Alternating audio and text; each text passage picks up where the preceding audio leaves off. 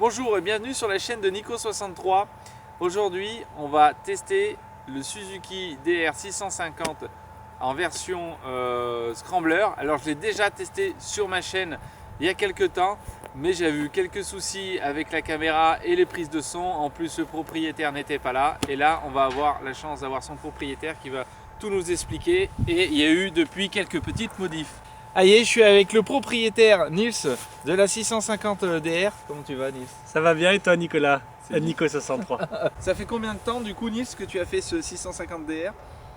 Oh, ça fait un moment, on va passer en 2019 et c'était en 2014, été 2014. Et donc là, on était un petit peu au début en France des gens qui commençaient à faire des sœurs, oui, des scramblers. on était au début, on était quand même vachement vers le début puisque je me rappelle qu'en 2014 on a fait aussi notre première édition c'était 2014 ou 2015, je sais plus, des Wheels and Waves, et ils étaient encore au phare, donc c'était vraiment les éditions du début.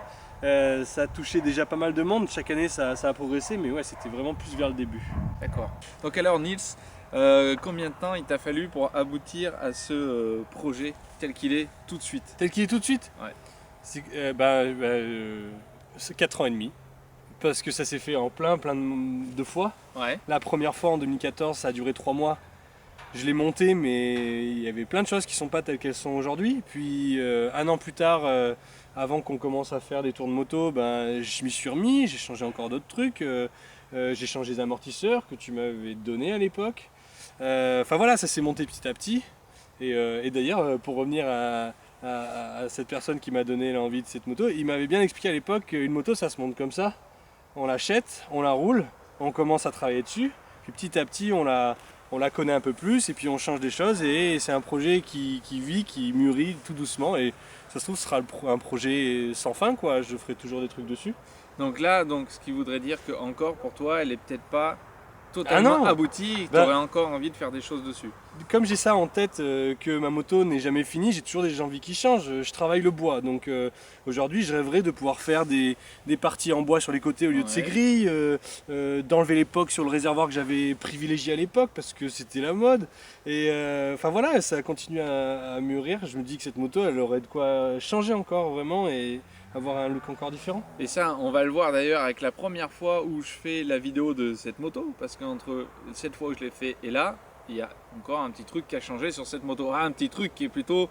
Un petit truc qui, ça pour le coup, si j'avais pu le faire dans les 3 premiers mois, ça aurait été parfait. Mais manque de moyens, manque de savoir-faire et puis voilà, manque de tout en fait, manque de temps aussi, j'avais pas pu le faire.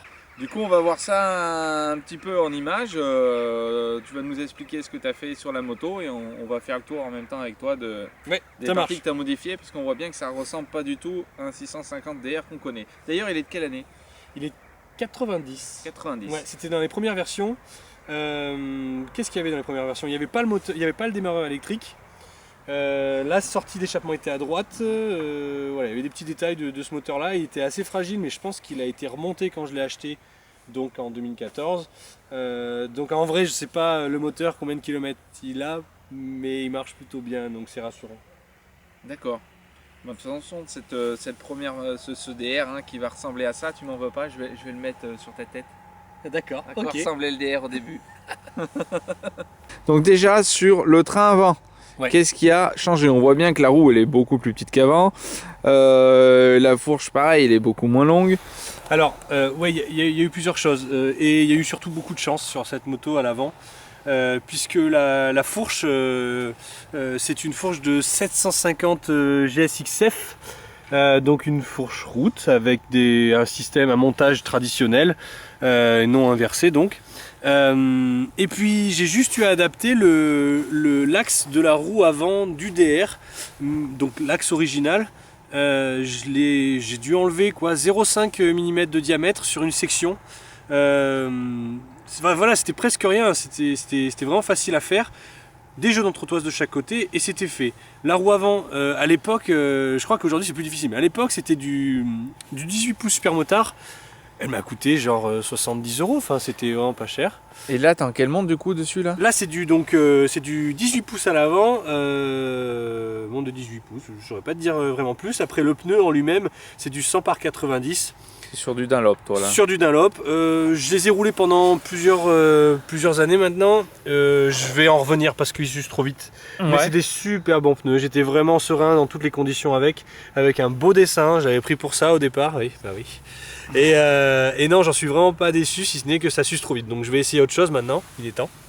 Et puis l'adaptation du frein d'origine aussi, avec une plaque de déportation. Oui, alors on va aller voir ça. Je vois que donc ouais, t'as dû adapter du coup le système de freinage. Voilà, donc ça c'est l'étrier d'origine. Ouais. Ce fil là qui n'est pas d'origine, c'est le capteur de vitesse, qui est avec le compteur de vitesse. La plaque ici que j'ai fait usiner en inox, c'est une plaque d'inox de 0,5. Bah ça le fait, du coup ça le fait vraiment bien. J'ai même mis des plaquettes en métal frité pour freiner un peu mieux, parce que c'est vrai que le freinage du DR est un peu limite des fois je trouve. Et t'as mis un petit disque un peu tulipé. Voilà, un peu tulipé. Pour le style encore, désolé, ça va faire rager certains. Ah non, c'est le but de la moto. Oui, mais bon, c'est vrai qu'au détriment des fois de l'efficacité. Non, mais pour le coup, ça marche bien. J'en suis très content. La métal frité et tout, ça marche très bien. Durit Aviation aussi, puisque c'était ma recherche de mieux freiner à un moment. Ouais. Voilà, dans une des étapes que j'ai refait. D'accord. On a ça pareil, un petit garde-boue qui a été adapté. Ça, c'est un que t'as coupé ou c'est un garde-boue que t'as acheté toi-même Non, je me suis vraiment fait chier à l'époque pour rien, puisque c'était un garde-boue que j'avais récupéré en casse moto. Ouais. Je crois que c'était écrit KX405, ça me paraît bizarre, mais c'était écrit un truc dans ce genre là, ça devait être une Kawa donc. Je l'ai découpé, il avait cette petite arête sur le dessus qui était jolie, c'est ce qui m'a plu à l'époque, et puis ma foi ça l'a fait, ça s'est bien adapté. On retrouve un phare pur accessoire, des clignotants pur accessoire type bullette, que j'ai dû un peu renforcer au scotch d'électricien parce que ça se déboîtait tout seul. Mais ça va. Le compteur Daytona. Là on est sur un petit compteur, Daytona qui est plutôt sympa. J'ai eu un premier compteur qu'on voit pas cher, 50-60 € je crois. Ça a même peut-être dû descendre encore avec des petites diodes. Très joli, qui marche à câble. Quelle merde. Du coup, j'ai fait le pas de passer sur ce genre de compteur qui est vraiment mieux. Ça donne donc bien sûr la vitesse avec une belle précision. On a pas mal de réglages électroniques, dont le voltage de la batterie. Ça m'a bien servi pour des pannes. Et est-ce qu'on peut l'allumer? Ah oui, on peut l'allumer, ouais. Tac. Impeccable. Et alors, ce que je vois, je pense que tu m'as parlé de l'ancien compteur avec les LED, et je pense, si je me trompe, que tu as récupéré les anciennes LED. Et du coup, tu t'es fait un petit boîtier. Voilà, je me suis bricolé. Et puis c'est le plein phare, voilà. Oh, bah, ça me... Ah non, franchement c'est bien fait. Je sais pas si on va réussir à le voir un petit peu mieux de ce côté. Donc tu t'es fait vraiment embêter à faire un petit boîtier, un petit caisson sur mesure. Oui, étanche. C'est quoi? C'est du plastique? Non, c'était de la tôle de 0,5. D'accord. Ah, je me suis fait chier, oui. Jusqu'au bout. Oui. Alors après on est sur le poste de pilotage, on retrouve un petit peu les basiques sur les scramblers, un guidon un peu large qui va aider. Il n'est pas spécialement large, mais il est plutôt haut, et on retrouve la position d'origine du DR à quelque chose près. Et ça, je voulais le garder parce que c'était vraiment très confortable. Voilà, je voulais pas un guidon brassé. Tout au début, je m'étais amusé à l'inverser pour voir ce que ça faisait. C'était joli, mais c'était juste que joli là, et c'était un peu trop. Donc voilà, là on est encore sur le tableau de bord, un dernier petit truc, mais où est passé ton Neyman? Comment tu la démarres? Alors du coup le Neyman, je l'ai enlevé, du coup Neyman n'est plus, c'est plus qu'un contacteur à clé, je l'ai mis sous le réservoir. Voilà, petite fantaisie aussi, il n'y avait rien d'obligé, ça aurait pu se mettre à plein d'endroits ailleurs, pour le coup j'ai décidé de le mettre là, ça marche très bien, et puis voilà quoi. Donc voilà, là on est encore sur le tableau de bord, un dernier petit truc, mais où est passé ton Neyman? Comment tu la démarres? Alors du coup le Neyman, je l'ai enlevé, du coup Neyman n'est plus, c'est plus qu'un contacteur à clé, je l'ai mis sous le réservoir. Voilà, petite fantaisie aussi, il n'y avait rien d'obligé, ça aurait pu se mettre à plein d'endroits ailleurs, pour le coup j'ai décidé de le mettre là, ça marche très bien, et puis voilà quoi. Donc je vois que le réservoir n'est pas du tout le même qu'un DR. c'est Honda, non? Je sais plus. Oui, c'est un réservoir de Honda. C'est une 125 des années 70, si je me trompe pas. C'est la bicylindre, la K5. Le modèle K5, j'ai récupéré 2 réservoirs à l'époque d'un ami qui vit pas bien loin, et avec 2 j'en ai fait un. Il a fallu bien sûr nettoyer toute la rouille à l'intérieur, le décaper complètement, et puis j'ai décidé de garder donc ces bosses. J'ai utilisé pas mal de produits Restom pour le protéger de l'oxydation et puis le vernir. Voilà, ça marche dans l'ensemble pas trop mal. On commence à voir arriver de la rouille à certains endroits, mais c'est plutôt assez stable. Ouais, donc voilà, on voit bien, hein, c'est super. Donc là, tu as tout décapé. Oui. C'est ça. Et à l'intérieur, donc tu as passé aussi un petit kit Restom, comme j'ai fait dans une... Hop, je t'en fous partout. Voilà, dans une vidéo, et on voit bien, hein, il n'y a pas de rouille du tout, c'est nickel. Il était beaucoup rouillé ou pas? Il était extrêmement rouillé. Il était extrêmement rouillé, c'était que de la rouille à l'intérieur. Donc leur système il marche super bien, c'est pas un problème, il se fait très facilement, et une notice à suivre comme pour faire un gâteau, et vraiment un gâteau simple pour le coup. Et toi du coup c'était au début, donc ça fait 4 ans et demi. Donc ça fait 4 ans et demi qu'il est monté, ça bouge pas. Bouge pas. Sur des motos qu'on transforme, café, scrambler, etc. S'il va faire la moto, l'âme de la moto, mais il y a le moteur, on y viendra après, mais surtout donc ce qui est la partie avant, le réservoir et surtout la selle. Hein, et cette selle-là, du coup, c'est un peu toi qui l'a shapé, ouais, en partie. Oui, à la base en tout cas, puisque c'est pas moi qui ai fait la sellerie, ça je l'ai emmené chez un sellier. Donc c'est vraiment ça qui m'a coûté sur la selle.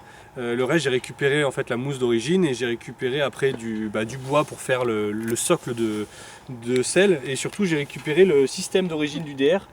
Grâce à la clé d'allumage, on peut complètement enlever la selle, comme sur le DR hein, finalement. Donc c'est cette partie qui s'en occupe, plus la partie mâle sur la selle. Voilà, pour avoir accès encore une fois à ma batterie, à mes fusibles, ça se fait en 2 secondes. Ça me paraissait un point important à garder sur cette moto. Ouais, pour la bricoler facilement. Voilà, exactement. Il y a un truc aussi, c'est que toi tu as shapé la mousse, donc elle a cette forme là, oui. Mais tu l'as fait recouvrir, mais tu as aussi choisi du coup donc la couleur de la selle, parce que oui. Donc mais ça je pense c'est bon pour tout sellier. On choisit sa couleur, son assemblage, les côtelages. Voilà. Les côtelages rembourrés, alors ça c'est chez les bons selliers hein, parce que j'en ai vu qui les faisaient pas rembourrer, et ça n'a pas du tout cette allure. Donc bien se renseigner là-dessus, faut qu'il soit côtelé, ça donne du volume. Donc ouais, tu peux choisir l'espacement de tes côtes, donc c'est tout ça. Et pareil, le petit passepoil, c'est ce qu'on a, voilà, la petite ligne blanche qui est autour. Ouais. Donc tout ça, c'est des choix. Hein. Voilà. Ça aurait pu être noir, ça dépend vraiment de la personne qui le demande. Donc sur le 650 DR, il me semble que c'est un mono amortisseur. Oui. Et là, on va se retrouver avec 2 amortisseurs Agon. Ouais, ça c'était un sacré montage. Parce qu'il me semblait en fait à l'époque, parce que d'une j'apprenais à souder en même temps, de deux, enfin je me disais mais t'es fou, est-ce que ça va, enfin j'avais aucune idée, est-ce que ça aurait été suffisant 2 amortisseurs comme ça pour que ce soit efficace et sécurisant. Ça a marché, donc tout va bien, mais il a fallu enlever tout le système de mon amortisseur à l'intérieur, ça fait un gros trou quand même sur cette moto. C'est un des points qu'il faut surveiller sur ce genre de modif, c'est que ça peut vite faire un sacré trou si on met deux amortisseurs à la place du mono. Voilà. Et puis le bras oscillant est d'origine, c'est un bras oscillant en acier. Là aussi ça m'a bien aidé puisque la soudure ça s'est fait tout seul. Et puis du moment qu'on a un peu le compas dans l'œil et qu'on les met à peu près comme il faut, en fait il n'y a pas de souci. La seule partie, on va dire, qui reste quasiment d'origine de ce DR, enfin qu'on va retrouver sur n'importe quel autre DR, c'est son moteur. Yes, son moteur. Donc qu'est-ce que tu nous as fait là-dessus? Est-ce que tu as fait un petit entretien, une petite préparation Ici, j'ai fait un truc. J'ai amené à faire un truc. C'était les soupapes, rodage des soupapes par un professionnel, pas par cette espèce de petite tube de rien du tout. Là, ça marche pas. C'est des conneries. On n'aura jamais des soupapes bien propres. Je l'ai amené faire par un vrai professionnel qui faisait que ça avec des machines-outils exprès. Donc les soupapes, et puis après il m'a confirmé que le moteur était en bon état, la chemise était correcte, tout était correct à l'intérieur. Moi je l'ai repeint, simplement. Ouais. Voilà, c'est de la peinture, haute température. Encore une fois de chez Restom, je m'étais vraiment tout servi chez Restom pour les peintures. Même pour le cadre, tout, j'avais tout fait chez Rostop. Ça tient super bien. Donc tient super haut bien, moteur, bas aussi. Du coup. Voilà, le bas moteur c'est de l'époxy à froid comme le cadre, c'est la même que le cadre, alors que le haut moteur c'est vraiment de la haute température qu'on passe au four en fait, hein, donc il y a une première cuisson. Ça fait un peu flipper, on la met dans le four quoi, et puis t'as cuit ton moteur. Oui, clairement. Et puis après ça finit dans de cuire. Dans le four à maman ou pas? Dans le four à maman. Chut, elle le sait pas encore. Et puis sinon, après la seule partie que j'ai vraiment modifiée, c'était l'admission et l'échappement avec des mélanges sorciers que je ne maîtrise pas du tout, encore une fois basé sur l'esthétique. Et après on jongle un peu pour essayer d'avoir une carburation correcte. C'est un des derniers points importants que je devrais approfondir. Avoir une très bonne carburation, arrêter de lancer ces vapeurs d'essence derrière moi quand j'accélère. 2-3 petits trucs qui ont été apportés, donc on va passer sur le carbu, hein. On voit qu'il n'y a plus cette grosse boîte, on arrive à deviner que là juste derrière de caché il y a un cornet, ouais, là on a un petit reniflard. Un petit reniflard, ça c'est le reniflard du bas moteur, donc il est important qu'il fasse cette bosse pour que l'huile monte et qu'elle puisse redescendre dans le moteur, sinon elle ferait que couler en permanence. Ouais. Normalement elle huile un peu la boîte à air et donc donne un peu de gras dans l'admission. Là pour le coup c'était trop compliqué, donc voilà, il y a son reniflard particulier, il y a un dernier reniflard tout en haut qui sert pas à grand chose. On arrive à le voir qui est juste un petit peu derrière. Voilà, c'est pour le carburateur, puisque c'est un carburateur à dépression et qui possède sa chambre de dépression là-dedans, et voilà, donc il a besoin d'un apport d'air et autant que ce soit filtré. D'accord, et du coup on peut vérifier toute la température enfin de l'huile, hein, parce qu'on est juste un refroidissement air-huile. Oui, simplement, on va voir qu'on a le petit radiateur qui est là-bas, voilà. Qui se retrouve sur les 750 et 850, je sais plus pour le 600. Le petit capteur tout con hein, qu'on retrouve, c'est un gadget pour moto et pour le coup ça donne vraiment de très bonnes indications sur la température en été quand on est dans un bouchon ou quoi. Ça vaut le coup d'éteindre le moteur parfois, là je le sais. Et alors la chose du coup tant attendue, qui a été modifiée par rapport à l'autre fois, et ça je sais que tu as galéré, c'est vraiment un des points sur la moto où tu as le plus galéré. J'en ai fait des conneries avec ça. C'est l'échappement. Arriver à faire un échappement beau, propre et qui ne fait pas non plus un bruit à réveiller tout le quartier. Un bruit à réveiller tout le quartier, j'y suis pas arrivé à le faire sans, mais un bruit qui réveille le quartier avec plaisir. C'est ça. On ira faire le tour des voisins après. Donc là on voit bien, en fait il a été créé de A à Z ce pot, il n'y avait pas le choix puisque la forme de la moto a changé. Oui. Et donc il ressort du coup de ce côté, c'est tout en inox. Oui. Donc là, inox, ouais. Comment ça se voit? Je vois que c'est des coudes inox que tu as acheté, que tu as assemblé. La sortie de moteur, ça je l'ai récupéré parce que je n'ai pas voulu la refaire. Donc là elle est en acier, donc il y a une section d'1 centimètre en acier et après c'est soudé en inox avec du tube inox. Alors la première section qui descend, c'est moi qui l'ai assemblé pointé et je l'ai amené à faire souder. Ça c'était une première étape du pot que j'ai fait à l'époque. Ensuite on arrive sur un premier silencieux que certains reconnaîtront. C'est une espèce de shorty qui vaut pas cher du tout. On dirait il a catalysé sa moto. On dirait un catalyseur, mais je m'étais dit allez ça sera pas de trop. Si déjà j'ai une première chambre d'expansion des gaz qui permet de ralentir cette espèce de coup de piston à chaque fois qui est fabuleux mais à la fois très bruyant sur ce moteur, ce sera ça de gagner. Ensuite récemment donc j'ai fait faire toute la partie restante. Surtout cette petite partie là, c'est super, hein. Ça passe vraiment pile poil. Donc ce petit coude là, donc tout ça que tu as fait souder, c'est ça? Voilà, alors là par contre ça a été pointé, soudé par la même personne, donc le fameux Rémi dont je parlais tout à l'heure, qui a fait pour le coup un boulot juste fou, juste génial. Les soudures sont très propres. Non mais c'est vraiment tip top de chez Tip Top. Et le pot du coup il m'a adapté l'arrivée du pot qui n'était pas du tout dans le même angle. Il me l'a coupé, réouvert le tube, etc. Il m'a tout fait pour que ça s'adapte. Ce pot c'est un X-Race, donc comme c'est écrit dessus. Et moi je l'ai choisi pour la beauté.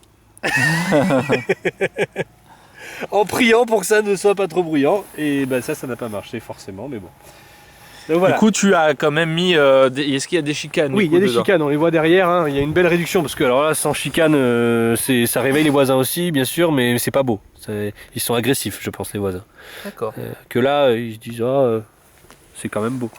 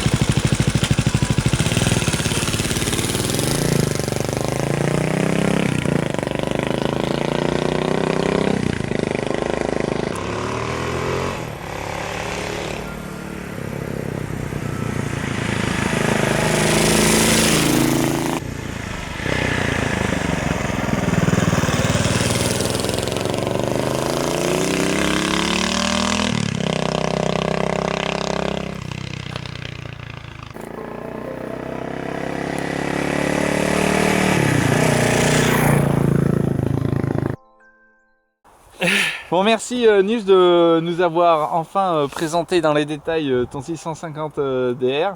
J'espère que c'est aussi lui d'ailleurs, hein, qui est aussi le propriétaire du 600 Transalp que j'avais fait laisser sur... Quoi, t'as essayé mon Transalp? sur ma chaîne. Et voilà. J'espère que la vidéo vous a plu. Merci à vous d'avoir regardé cette vidéo, j'espère qu'elle vous a plu aussi. Et n'hésitez pas à vous abonner en bas à droite, à lâcher un petit like pour m'aider à me faire référencer. Et surtout, je regarde vraiment et essaye de répondre assez rapidement à tous vos commentaires. On est bientôt 100 sur la chaîne, alors c'est une petite chaîne sans prétention, comme ça. Bravo, hein. bravo. Et j'espère que ça va continuer. Merci à vous et à la prochaine. Bye bye. Salut. Salut.